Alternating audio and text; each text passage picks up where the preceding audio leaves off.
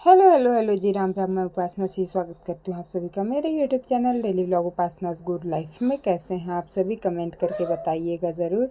और यहाँ पर मैं नहा धो के उठ के सो उठ के नहा धो के बैठी थी। ये आम छील रही थी। भाई, ये आम छीलना और फिर उसको कद्दूकस करना बहुत मुश्किल वाला काम है। हालांकि मैं अपने शौक़ में तो अचार बनाऊंगी, रायता बनाऊंगी, लेकिन कैसे उछल उछल के भाग रहा है। तो ये यहाँ पर ना मैं कटहल के अचार के लिए आम मंगाई थी। हालांकि मेरे घर में था आम, वो ख़त्म हो गया था, तो मेरे को मार्केट से मंगाना पड़ा था थोड़ा सा ले आओ करके। और कुछ एक दो ना घर का भी था, तो बस उसी को छील के कद्दूकस करने वाली थी कि कटहल के पहली बार मैं ना कटहल का अचार बनाने वाली थी। तो उसमें ये कद्दूकस करके डालते हैं करके मैं पूछ पूछ के बनाई हूँ मेरी मम्मी से। मेरी यहाँ बड़ी मम्मी, मेरे बड़ी सास बोलते हैं अपने यहाँ, इनकी बड़ी मम्मी जो है, उनसे पूछ पूछ के बना रही थी। और यहाँ पर मैं टेंशन में थी, देख रही थी कि मैं क्या कौन से उसमें फंस गई हूँ करके। हालांकि बोर लग रहा था। और यहाँ पर आद्या नहीं थी, आद्या को मैं बहुत मिस कर रही थी। वो चली गई थी जांजगीर, क्योंकि मैं जितना भी रायता बनाई हूँ ना, सबको बेचारी कद्दूकस करके मेरे को दी है। ये भी हेल्प कर रहे थे जब रायता बनाई उसको बनाने के लिए।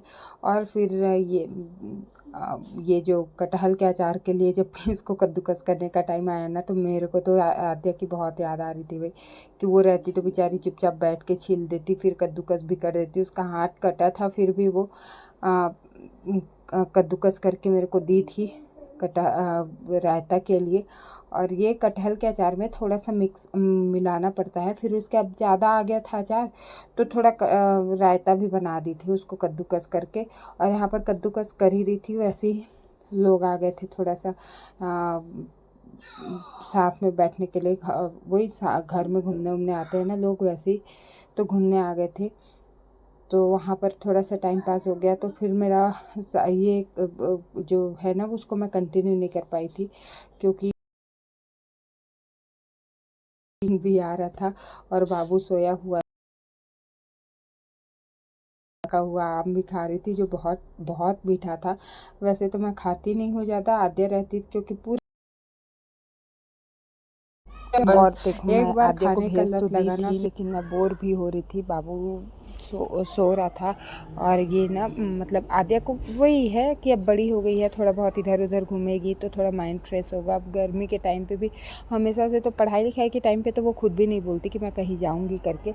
और स्कूल मिस करना वो भी बिल्कुल ही नहीं चाहती, कि वो कहीं जाना ही नहीं चाहती। और मैं अपना ना, मैं मम्मी का बात याद कर रही थी इस टाइम, अपना जूड़ा दिखा रही थी ना आप सबको।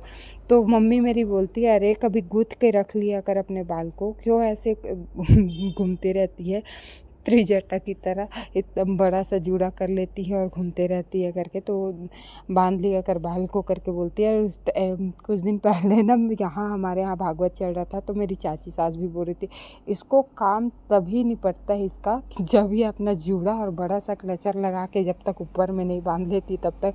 तो ये मेरा जूड़ा बड़ा फेमस है। और देखो कैसे खाए जा रही हूँ,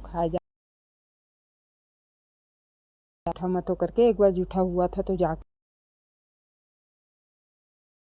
ऐसा होता, तो फिर जब और ऊपर से खा रही थी, मेरे ये मेक श्योर कर रही थी कि, और ये भाई ये बहुत बोरिंग काम है यार, बहुत बोरिंग काम है ये आम छीलना। फिर टीवी देखते देखते अपना ये कर ले का बनाई हूँ ना 50-60 आम का। 20 आम भी नहीं छीली हूँ मैं, 15 में। आम छीलते छीलते मेरे चाय बनाने का टाइम हो गया, और मैं चाय बनाने आ गई थी। के बाद लोग आए थे जो थोड़ा सा जैसे घूमने के लिए आए थे वो। और मैं घर में घर का छोड़ देखिए, फिर लग रही थी। हालांकि मेरे को वो काम नहीं करने का मन ही था, इसलिए निकाल के देख रही थी क्या बनना है क्या बनेगा। तो यहाँ पर मैं डोरका निकाल रही, जो हमारे यहाँ गर्मी के दिन में बहुत खाया जाता है। ये पानी वाला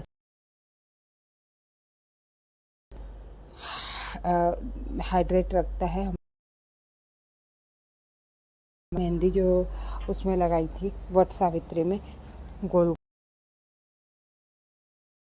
हाथ में लगाते हूँ, लेकिन ये देखो फिर से आम का के पास आके बैठ गई और फिर से छीनने लग गई। पापा आ गए थे यहाँ पर तो